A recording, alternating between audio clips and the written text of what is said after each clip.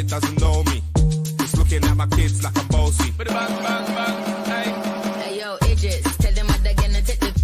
When step out to that turn up in a dish. Body comfortable, I'm physically fit. I'm a brown and sweet, just like the chocolate. Yo, Wiley, them ones sound like me. They done a pretty with the okra body. Shut down in the city with me bad girl pussy.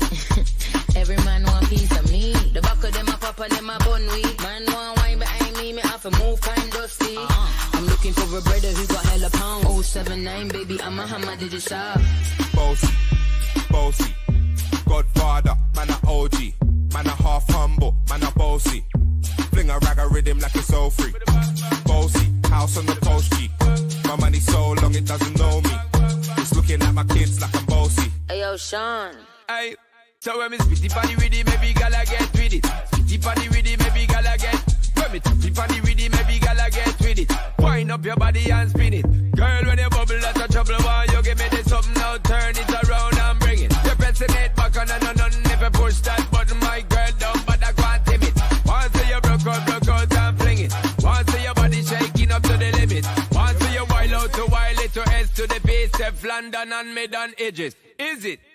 Bossy, bossy. I came to rap it up, do my thing. Sabi put me on the gram and a remix thing. Pull tight Wiley with the Pacino flow. Godfather part 2, call me De Niro. I came to win, battle me, that's a sin. Disrespect, man, get that on the chin. Man a king in a top bowl, Larry, man a big DJ, Ox, Megan and Harry. Boss, yeah, man a boss, yeah. I make your girl melt like a toasty. I'll be this way someday, and I write for myself, no ghosting. Needs a boy got money in a bank on. Ready for roll and blaze up this tank on. Got the girls from Jamwan to Hong Kong. The girl them champion. In it. Bossy, bossy, Godfather, man a OG, man a half humble, man a bossy. Fling a rag a rhythm like it's all free. Bossy, house on the coast G. My money so long it doesn't know me. It's looking at my kids like I'm bossy. I fly around the world cause I'm bossy. Bossy, bossy, Godfather, man a OG, man a half humble, man a bossy. Fling a rag a rhythm like it's all free. Bossy, house on the coast G. My money so long it doesn't know me. Peace, everybody. It is a guy with the bow tie checking in with you live for another edition of Business with Benefits. I'm excited. To my right, I have the amazing Paul Brunson. How you doing, Paul? Can I say, the opener on that, that was hot, man. That was a hot opener. That's the hottest LinkedIn opener I've ever seen. For real, that's the hottest one. I had to bring the heat because we got Jamaica in the house. I mean, come on. We got to have some Detu Rock and some Wagwan going on in the background for Jamaica. Oh, man. Yeah. And you know what? I always keep my Jamaica up. I'd say I appreciate the fact that you are repping for JA today. Now, you said that you were married in Jamaica. Yeah, my honeymoon was in Jamaica. Sandra, my wife, will let you know she tried to adopt everybody there and take them back with us when we were leaving Jamaica. Like, you want to come back to the States with us? And we kept in touch with a few people for a while, just talking to them because they were actually wanting to come to the States. Okay. I love it. Now, where in Jamaica was the honeymoon? It was Kingston. Oh, wow. You did your honeymoon in Kingston. Yep, we did Sandals also. We had to hit all the spots too, but we did like a local tour. We didn't want to stay at the tourist spots, so the gentleman that was kind of helping us with our stay, he took us to some of the local spots as well. So Red Stripe beer was definitely on deck all the time. My wife will tell you I was eating that up. You know, I want to say I really appreciate and respect you all for that, because a lot of people, they go to the north of the island, like they go to like Ocho Rios, Montego Bay. Mm-hmm. Very few tourists go to Kingston. And so I really appreciate you guys going to Kingston, because Kingston is really, that's the heart of the country right there. So that's a good look. It's a good Thanks. look. And I'm checking in with the audience real quick. They say my sound's echoing. Do you hear me echoing a little bit? Yeah. You know what? You're right now, you're coming over clear for me. You're clearer than what you were before. Okay, I fixed it then. Okay, thanks folks for letting us know. And let's catch up with the comments real quick because people are representing. My wife was the first one here talking about she's ready. Team live and ready. But King Marlon Edison saying he's ready. He's team live. That's up. We also got Marlon's a good representative for New Jersey. We also got Paulette Harper. Hey, Queen, represent for Team Live. Oh, man. Paulette's got the best name. Best name right there. Paulette. Deb, a great ally from Seattle over in the West Coast. Deb. Yolanda Chin, she's team live too. Thanks for jumping in, Yolanda. And then Tara, not the HR lady, she's representing as well. Thank you. And now the rest of the comments for the sound. We got the sound fixed, so thank you, folks. Yeah, he said much better. Okay, I had the wrong input turned on. There you go. So Paul, you were a phenom. A lot of people know you, but maybe some people don't somehow. So for the people that don't know who you are, let them know your gift for the world. Yeah, I mean, that's a great question. And honestly, I don't know. I'm trying to figure that out. People know me for a lot of different things. Like literally right now, I have a TV show that's airing in the UK that's called Celebs Go Dating. I also host a show in the UK called Married at First Sight. I do a lot of consulting in the dating space because I was a matchmaker. But then also on the business side, I'm a business columnist for USA Today. I have really a mentoring practice called BWP, Better with Paul, that has a membership community, a podcast, etc., that's focused on entrepreneurship. I speak. I love history, so I've talked a lot about history, in particular our African history. So I think I'm all over the board. But I think my biggest gift, quite honestly, is trying to be the best husband and father I could be. That's number one. That's priority. So that's hopefully what's going to be my gift. I love it. And he's going to squeak in there. He actually got to rub shoulders with 2 billionaires in his lifetime, which is something most people don't get to do. And then Oprah being one of them is definitely where she said, you're more than a matchmaker. So real quick, you and I got a similarity that you met your sweetheart at Old Dominion. Absolutely. And my family, my pops and family is from Virginia, basically. I'm a military brat, but Virginia is home for us. So I've not seen many people say Old Dominion. So, it's kind of like a little hidden college there. So talk about your experience at Old Dominion, because a lot of people never heard of the college, but you met your wife there, and it was pretty much predominantly white in the area. So kind of talk about how that shaped things for you today. Absolutely. All right. So this is where Daryl's going to be like, oh, man, why did I bring Paul on this?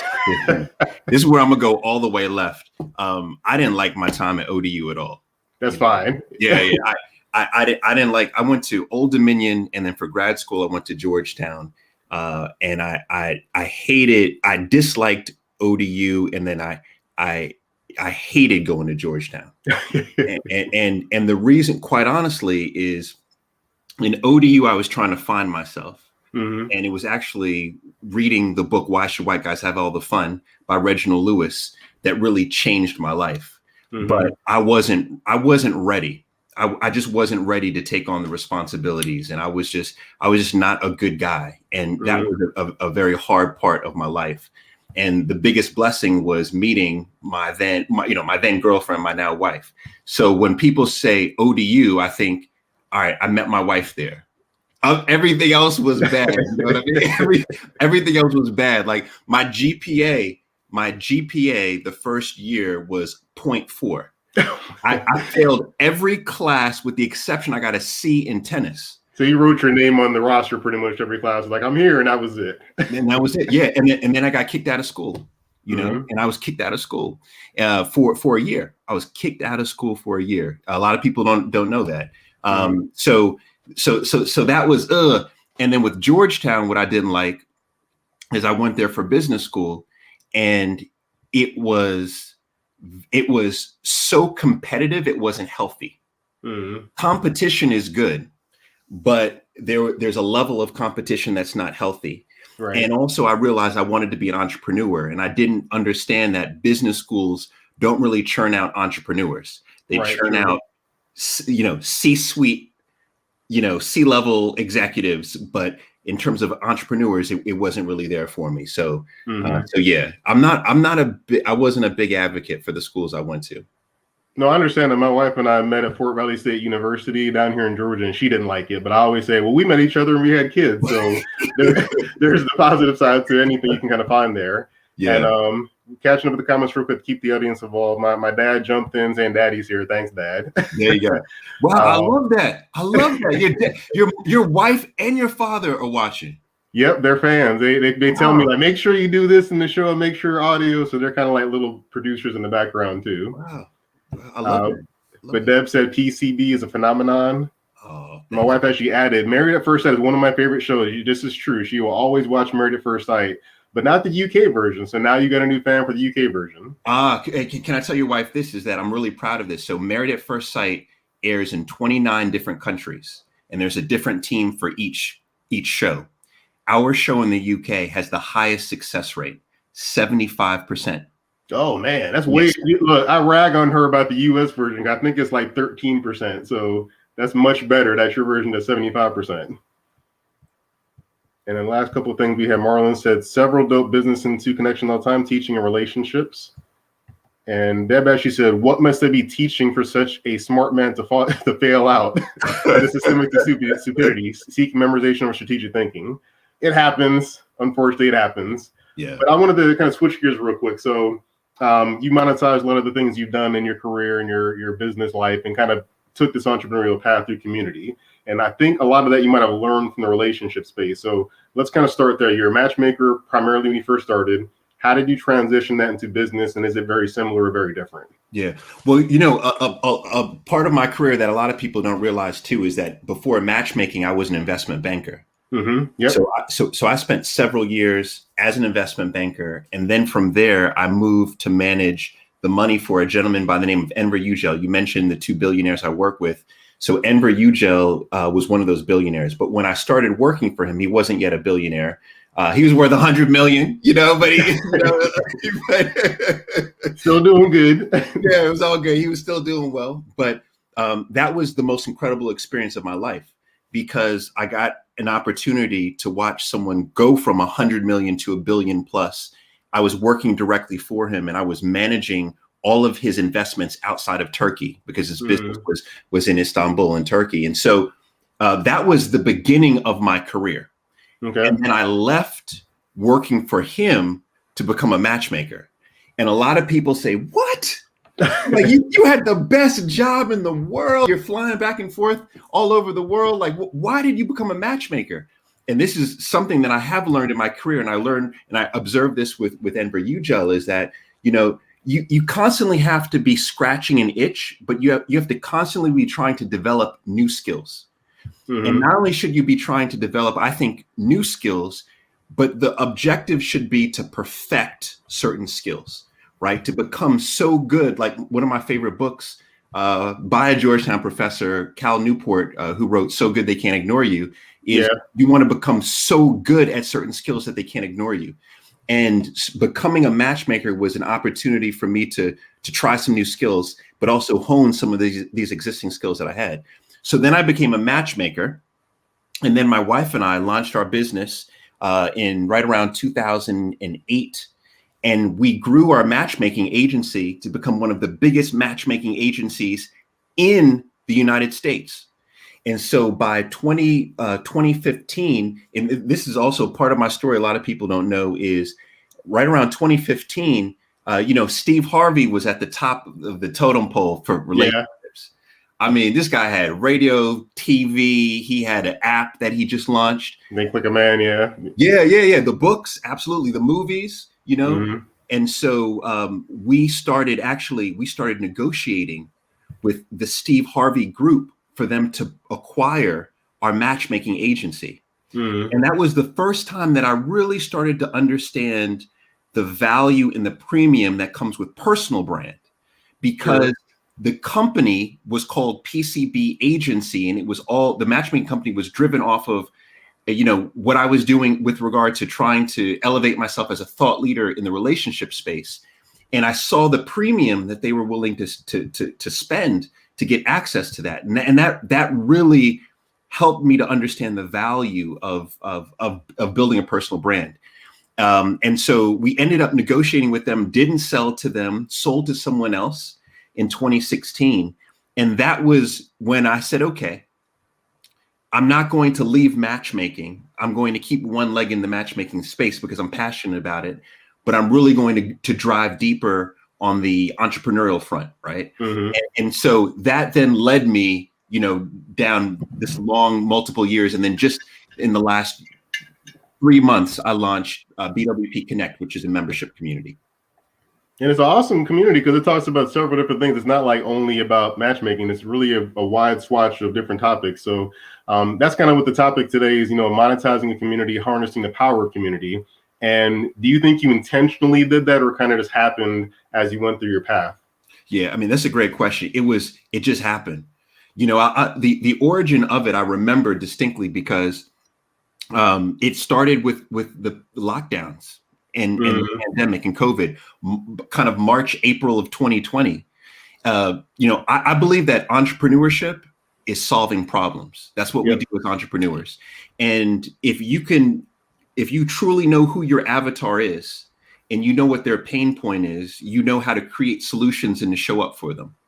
And so in April of 2020, so my family and I, we live between here in the US and the UK. So we live in London, and we were locked down in London.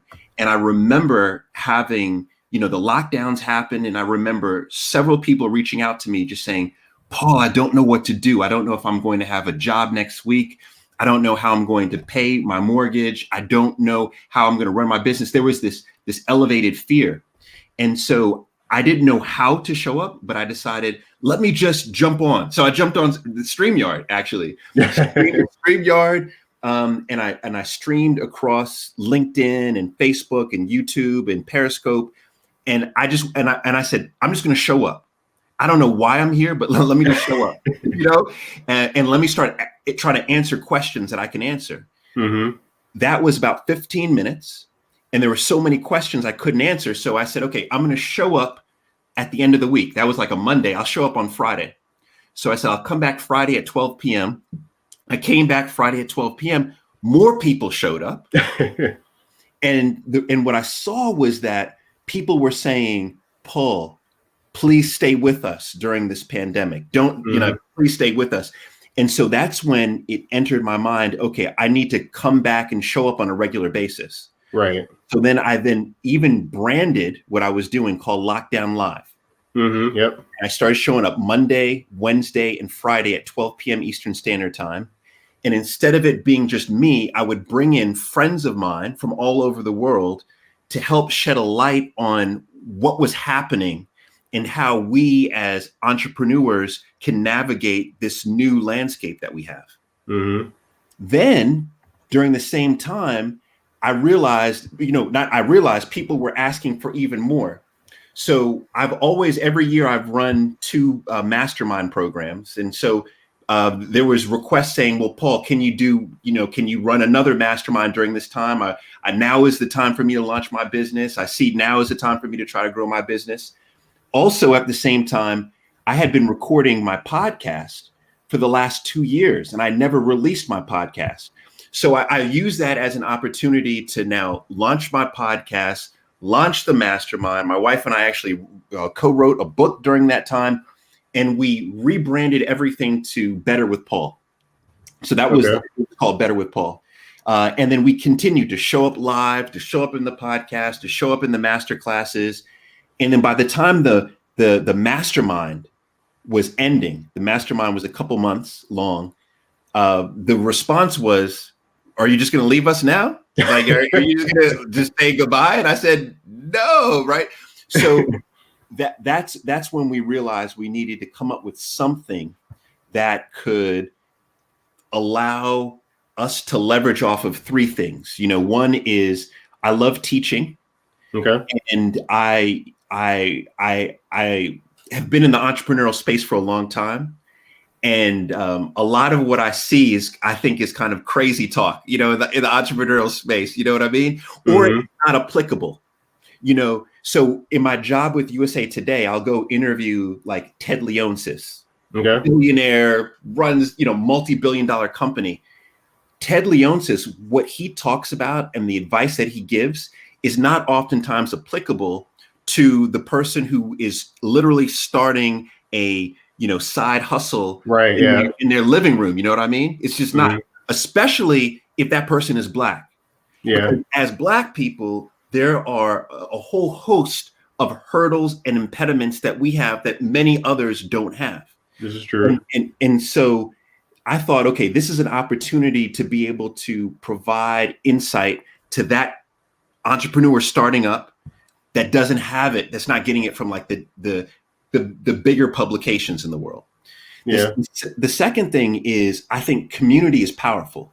You know, just like, you know, your community showing up and it's like, hey, Daryl, someone was up with the sound or whatever, right? There's power in community. And I think there's power in global community. And because I've lived here in the States or in England or in Turkey, I see the power of it. And so I wanted to create a global community, right? And then third is, so much of the content, this is kind of touches on number one, but so much of the content that we get is always from the same kind of people. You know what I mean? Okay. Like, I'm not here to shade Gary Vaynerchuk, but it's like, if someone else comes up and gives and quotes me Gary Vaynerchuk, my head is going to explode. You know what I mean? It's one of these where there are so many incredible entrepreneurs out here that don't have a platform that maybe Gary Vaynerchuk has, but yet they're incredibly skilled. And maybe they live in the bush in Jamaica, and they run this small art boutique, you know, that only does 100,000 in sales, but they still are incredible and they're insightful. Right. So I wanted to have a platform where that person can teach, right, and share there. So those were the three big drivers behind coming up with Better with Paul, or BWP Connect. And that's the name of the community. Yeah, and I've seen you do that. I mean, my friend Nick Nelson, you've had him on the show before, and that's kind of, you know, I'm not the scale you're at, but that's kind of where I started with this show here, was just having people that you may not see all the time, that there's tons of smart people on LinkedIn that just never get seen. And that community, I mean, you don't have to have 500,000 followers to make community work. I think people have that, you know, nomenclature to think you got to have that. But I think there's a big issue people have with the current social media market is they think build a massive following, then start selling them something. So just to make clear, is that the path, or is there a smarter way to do it, you think? No. I'm the biggest believer, and I'm testimony to it is quality over quantity. Quality over quantity. And I want to share a story with you that I think kind of illustrates this for everyone. Is when I started the matchmaking business, and a lot of people don't know this about my story, is like you mentioned, I work for 2 billionaires, right? So for people in my bio, the top line is, all right, Paul used to do something with Oprah. Right. But what I think people don't know is, how did I get connected with Oprah? Right. Right. And that's a story that proves it's about quality over quantity. Right. So when we started the matchmaking agency, my wife and I, we didn't know how to announce it to the world. So we started a video series, right? The video series was called Modern Day Matchmaker. It's still on YouTube. And if you go, you'll see that it has very little views. Like I'm talking about, we would put this video out, and I always say this is not a joke. The video would get 11 views, right, on a weekly basis. And I knew my mother was watching at least 9 times. You know, so it was like, just like how your dad showed up. Yeah. Right? My mom was like, let me watch again. Let me watch again. Let me watch again. Right. So it was only like 4 or 5 people watching this thing every week. It would cost us $1,000 per production minute. Man, we would have multiple cameras. We would have different locations. It would take a full week to shoot a 3-4 minute video. I would research everything I could. And on the video, what I was doing is I was showing up to give my insights on relationships. Right now, in my bio, if you read my bio, it'll be like Paul Brunson, worked with Oprah. Oprah found Paul through YouTube. That's all it says. 6,000 couple dates and stuff like that. Yeah, they're like, yeah, she just found him on YouTube. But the question though is, how did she find me? Right. Because nobody else was looking for me. So how did she find me? Here's the story. The first year that we launched our matchmaking business, we gave pro bono, so for free matchmaking. And a lot of people, when they do free work, they water it down. They don't give their all. We gave our all. Anybody who needed it, matchmaking, right? Come on in, right? We were working free. Now, the story goes like this. Oprah, one day, she's on her jet flying somewhere, and she's talking to some of her producers, and she says, I want to come up with a new show, but I need a fresh voice. I need a new voice in relationships. The person sitting next to her said, Mhm. "Have you heard of Paul Brunson?" Oprah says, "No." So she goes online and she Googles me. YouTube video, Modern Day Matchmaker pops up. She starts watching it, and then she sees that I show up consistently every week. Mhm. Now, the real question is, who was sitting next to her? Right. The person sitting next to her was one of the young ladies that I had given pro bono, Ah. free support to a year prior. And Mhm. she never disclosed who she worked for. And so the point is this. The point is every week I got 11 views, but one of them was Oprah Winfrey, who then Yeah. put me on her network that then legitimized my business, that then changed the trajectory of my business and my life and my career. All off of quantity, all off of quality, not quantity.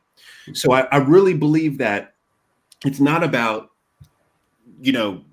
how can I get 1 million followers and then how can I sell them crap? No, Right. it's about you showing up in your authentic self, identifying problems in the marketplace that you truly have a unique solution for, and then giving 1000% to show up. Whether it's you showing up for free, you showing up on Mondays and Fridays for free, whatever it may be, but you give all of yourself, you leave it all on the table. And then as you do that, you will then begin to become so good at those skills, like Cal Newport says, you can't be ignored. You'll become so good that you will become autonomous with your time. You'll become impactful and you will become wealthy because you are serving a need that no one else can, in a way that no one else can. Yeah, as you was telling that story, made me think about the story of Quincy Jones getting started out with his music career, that he did a ton of free production and giving away writing and all kinds of things just to get started. Then boom, Michael Jackson happens. But people think, what was before that?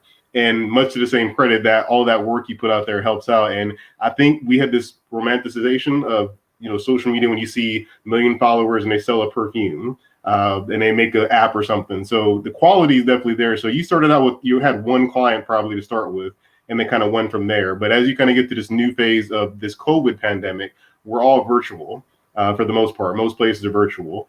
How has that kind of changed like the way you run your business? Because matchmaking is usually kind of a come in the office, let's talk together. But now you kind of diversify it to podcasts and everything else. Some people don't have the celebrity in the brand, but the people that don't have that, how are they kind of going to navigate to this new normal with making the community monetized?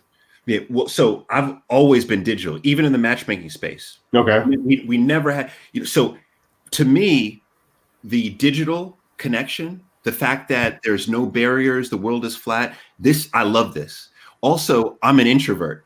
So this is great. You know what I mean? It's one of those where I truly believe it's my wife and my 2 boys, they say that I'm a pessimist on the world because I tell them I don't believe the world is coming back. Literally 5 minutes when I came upstairs to do this, there was they were watching TV and there was a Disneyland commercial, a Disney World commercial.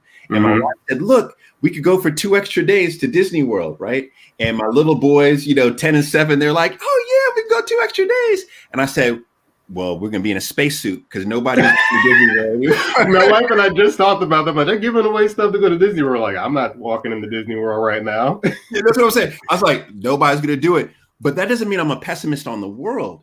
What it means is that I'm just observing how the world is going to change and how we need to change with it. Yep. And this is very important, is that you could look at look at the history of the world, right?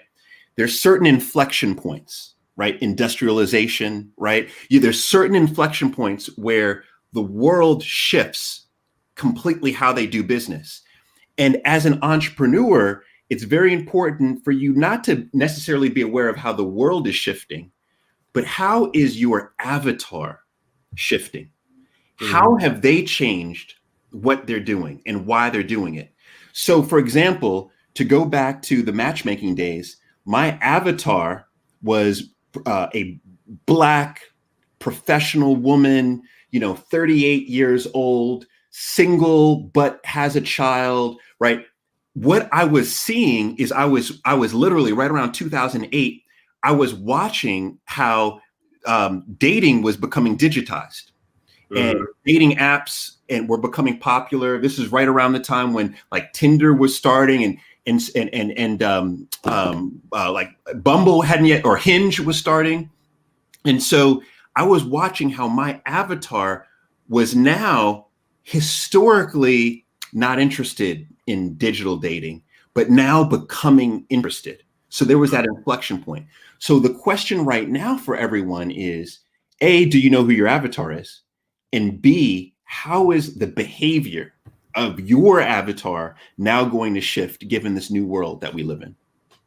That's smart. I mean, because I know, think about my business working in the insurance space. I was usually face to face, going to businesses and seeing people in person. And then March 20th or so it hit, and I haven't seen my office ever since.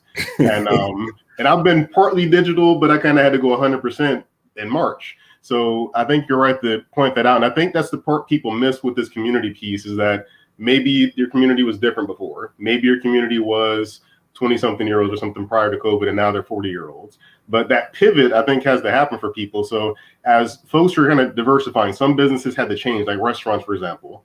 They're totally different right now. So for the people that have brick and mortar businesses that are now having to go digital, is the community more important now than ever, and to kind of find something else out of that same community, or should they double down on what they usually do and just digitize it? So all right, this is a great question. This is where I don't think that we should be chasing the shiny object, right? But it's easy to chase it. So what's an example right now of a shiny object? I'll tell you, you know what the shiniest, I'm talking about glittery, shiny, like 1990s puffy suit shiny object is right now? You know what that is? I'm going to say Club, but yeah. There you go. Clubhouse is shiny. People are like, can I get an invite? Let me get an invite. Let me do this. Let me do this. Let me tell you, this is the issue. The issue is that so I always say this, is that, are you an entrepreneur or are you trying to grow your brand awareness? Because there's a big difference, right? If you are an entrepreneur, it means fundamentally that you create solutions to problems.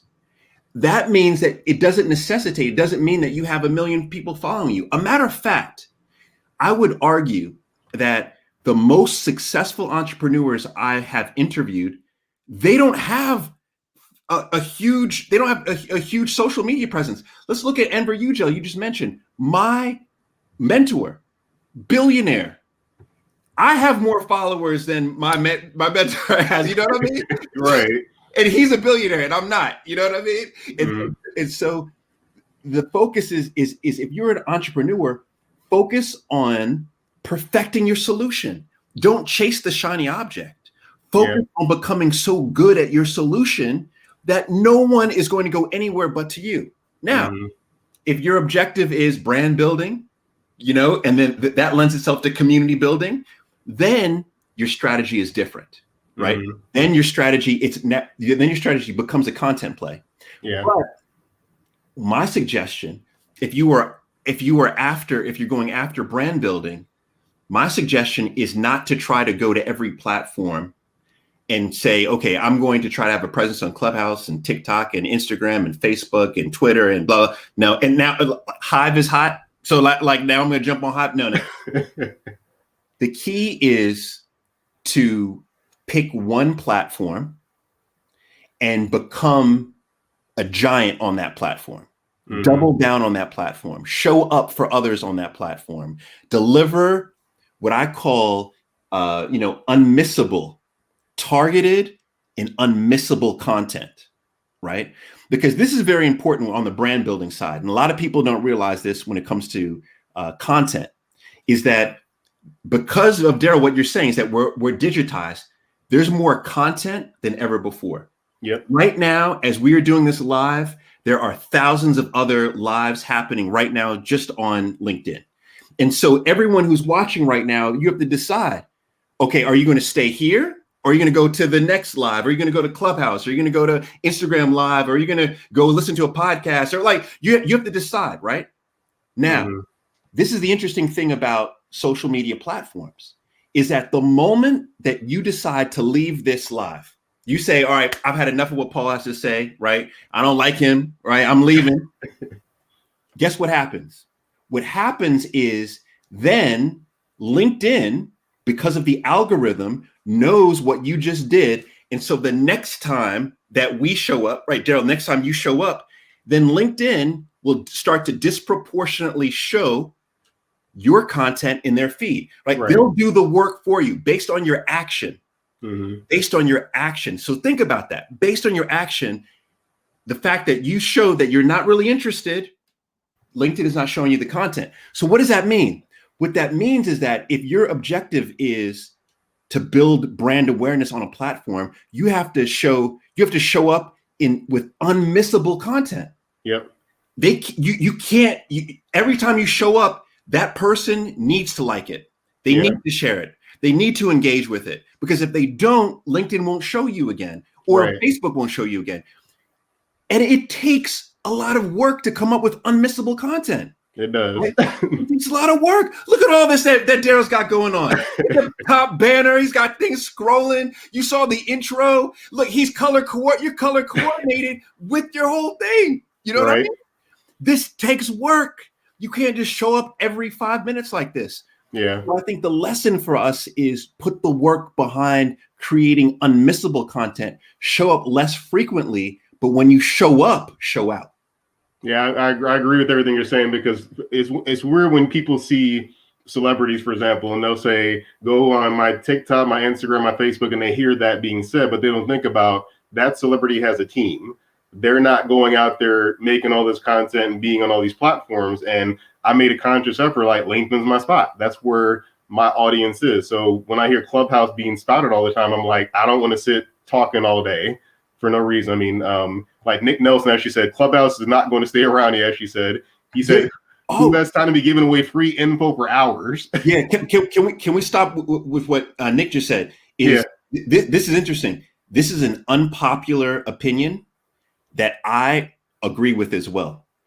I don't think Clubhouse is going to be able to sustain itself.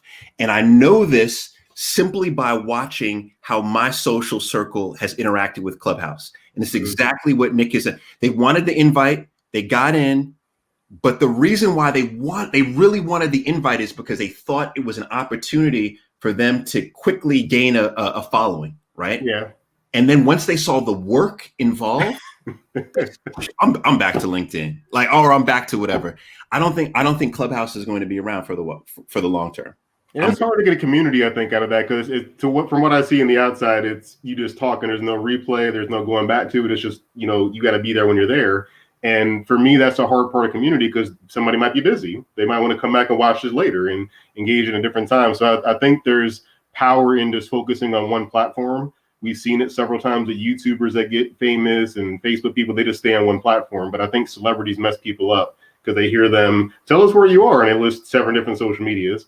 So right now, with the way things are going with community, there's membership platforms, there's selling a product, there's teaching seminars. What do you think is the easiest path of entry for someone that has a somewhat decent following to start to introduce the idea of monetizing their community?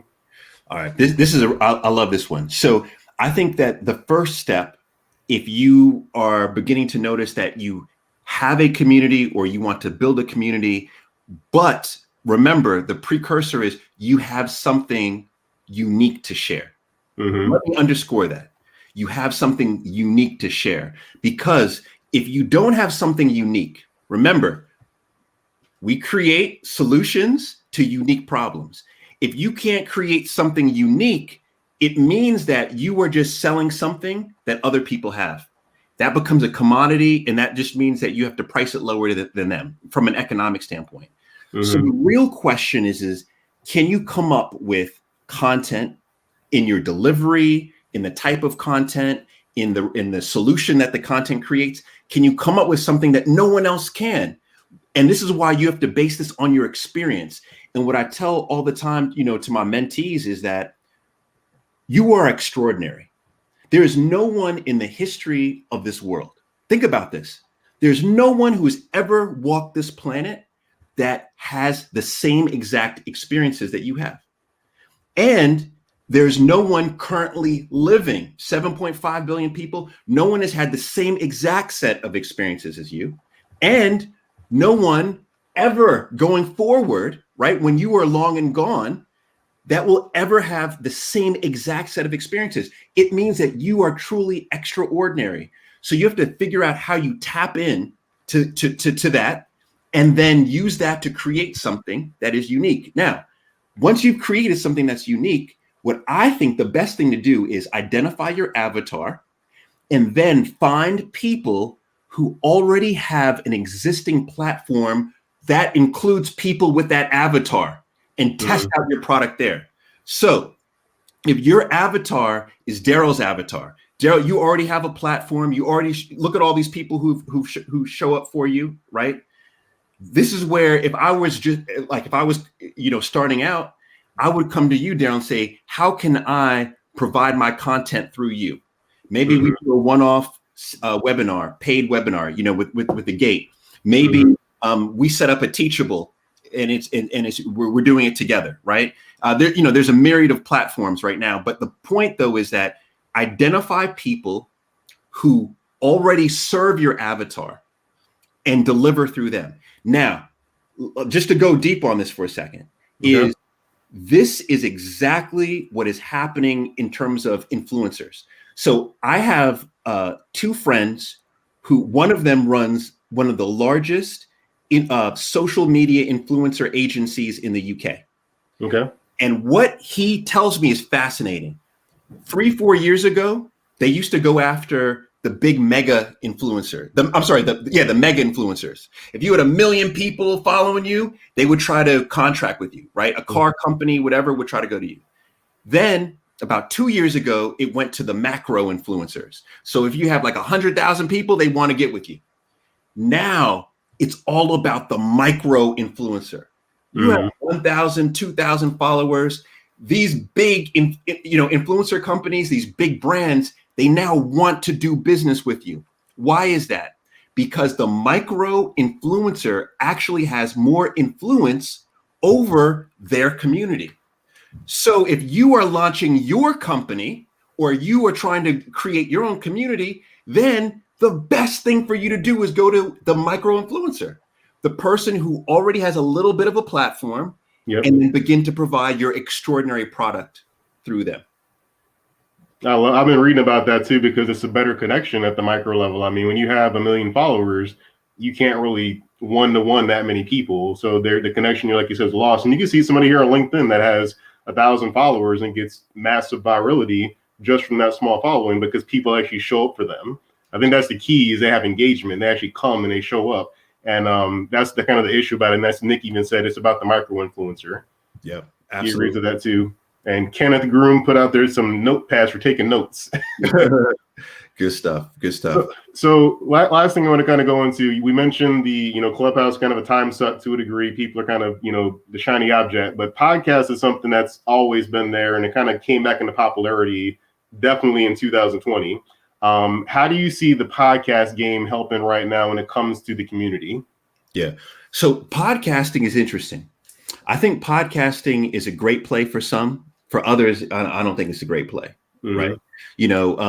Those that I think it's a great play for is, so the fastest growing demo in the podcasting arena are Black people. In particular, Black people in Africa, because we are not, I think it's less than a third of the country has of the continent has Wi-Fi. You have very few countries within Africa that actually have over 50% Wi-Fi, but that number is drastically changing. Like in Ghana, for example, South Africa, it's drastically changing. So if you have a podcast and you are going after an avatar that fits, especially a young Gen Z, earlier millennial, especially Black in Africa, like your podcast is just going to take off. Like there's no question about it, right? Because the audience is growing so is growing so fast. So from that standpoint, I think that's great. But for me, I think that, and I think I got caught up in pushing this hype, and hopefully, this is where I apologize, is I don't think that podcasting is, so once again, it goes back to, are you an entrepreneur or are you a brand builder? Yeah. If you're an entrepreneur, don't start a podcast right now. Mm-hmm. Focus on your product and go on other people's podcasts and talk about your product and service. Yeah. If you are a brand builder and say LinkedIn is your place to build the brand, don't start a podcast. Instead, focus on LinkedIn and go on other people's podcasts and talk about what you're doing on LinkedIn. You know what I mean? But if you feel like you can create your own space on, within the podcast arena, then make that your platform, right? Yeah. But I think it's very important. I think, I feel like the recurring theme, for us right now is it's about quality over quantity. Yes. Quality. Double down on one platform. Go deep. And speaking of quality, I'd be remiss if we didn't talk about the Black community. It's Black History Month. You and I got kind of closer to each other. We tried to get Professionally Black going last year. And one thing that's interesting about the Black community is it seems to be not as much community when it comes to business. We're in silos. So, you do your thing, the two shall never meet. With other communities, like the Jewish community, it's like inbred in them. Hey, you start a business, I'm supporting your business. So when we look at the fallacy of the Black business isn't as good, people always have this kind of perception, I think, whether it's we made this notion or other communities made this notion.